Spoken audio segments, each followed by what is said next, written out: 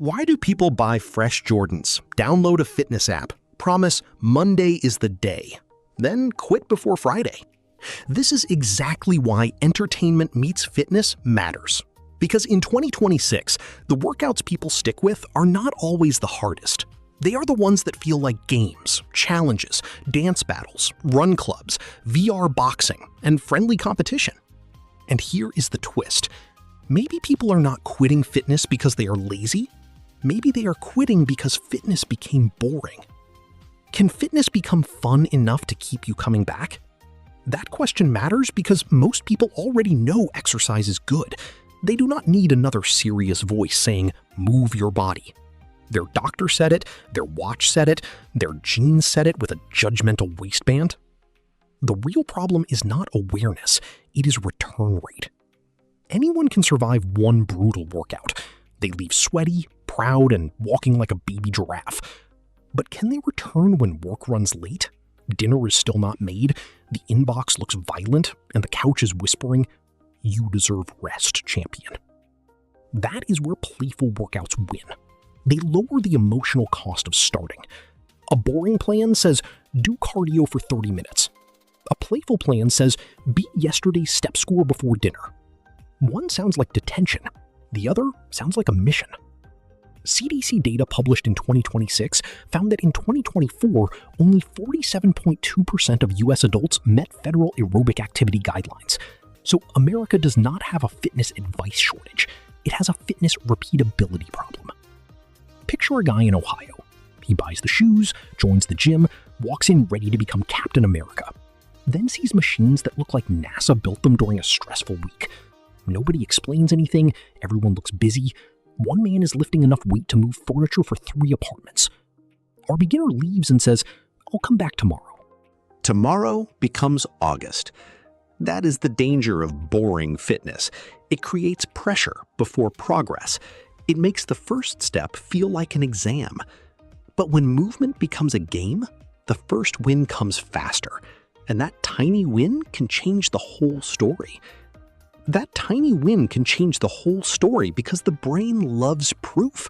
A step counter gives proof. A dance class gives rhythm. VR boxing gives action. Pickleball gives revenge with cardio. A group challenge gives that dangerous thought. I am not competitive, but I refuse to lose to Brian from accounting. That small proof makes the workout feel less like effort and more like a game you are slowly learning to win. This is why wearables and mobile fitness apps matter. ACSM ranked wearable technology as the #1 fitness trend for 2026, and mobile exercise apps stayed inside the top 5. These tools turn invisible effort into visible feedback. Your watch closes rings. Your app tracks streaks. Your phone says you walked more than yesterday. Suddenly, progress has a scoreboard. And once progress has a scoreboard, even a normal Tuesday walk can feel like a personal record. Yes, it is a little ridiculous when someone takes the stairs because a tiny screen on their wrist made them feel guilty. But if guilt becomes movement, the tiny screen wins. Because sometimes motivation does not arrive as inspiration. Sometimes it arrives as a notification saying, you are almost there. The best playful fitness does not need expensive gear. A woman in Dallas can turn a walk into a 5-song challenge. A student in Chicago can compete with friends for weekly steps. A creator in Los Angeles can film a 7-day Make Cardio Fun experiment, where each day has a new rule.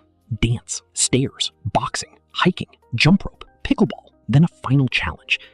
The point is simple. When the workout has a playful rule, the brain has a reason to stay curious. Now fitness has scenes. The viewer sees the timer, the sweat, the failed move, the score, the laugh, the small improvement. That is better than another lecture about discipline. And if you are still here, like and subscribe, because the next part is where playful fitness becomes even stronger. It stops being personal and becomes social. When other people join the game, quitting feels different. When other people join the game, quitting feels different. You are not just skipping a workout. You are missing the group, the joke, the score, the post, and the small moment where everyone pretends they are not exhausted. That is why social fitness is rising.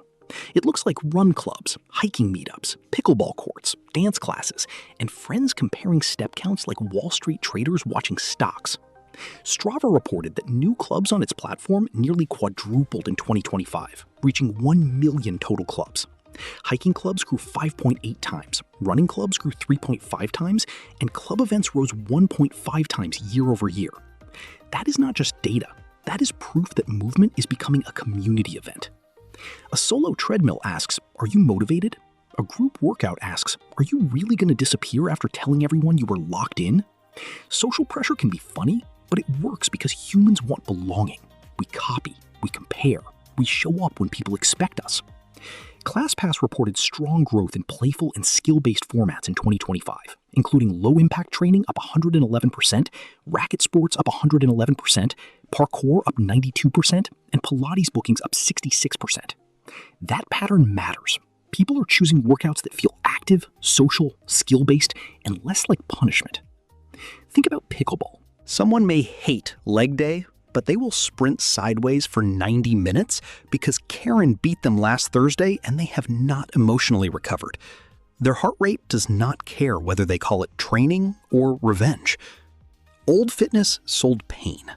New fitness sells participation. But here is the twist. Fun gets attention, but structure keeps results. Without a plan, playful fitness becomes chaos with a playlist. A workout can be entertaining and still fail if it has no clear goal. Jumping around for 30 seconds might get a clip. It will not build a habit unless the viewer knows what to repeat next. The best playful workouts use a simple system. Easy start, clear goal, instant feedback, small win, next challenge. Easy start removes fear. Clear goal tells people exactly what to do. Instant feedback shows progress now, not 6 weeks from now. Small wins build confidence.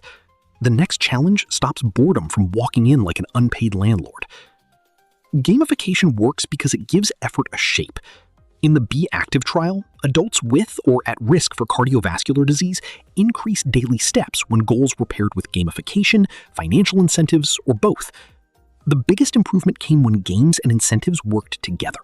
That does not mean every workout needs coins, badges, and boss battles. It means people stay engaged when effort feels visible and meaningful. For YouTube, this is powerful. Do not make a video called cardio routine. Make it a story.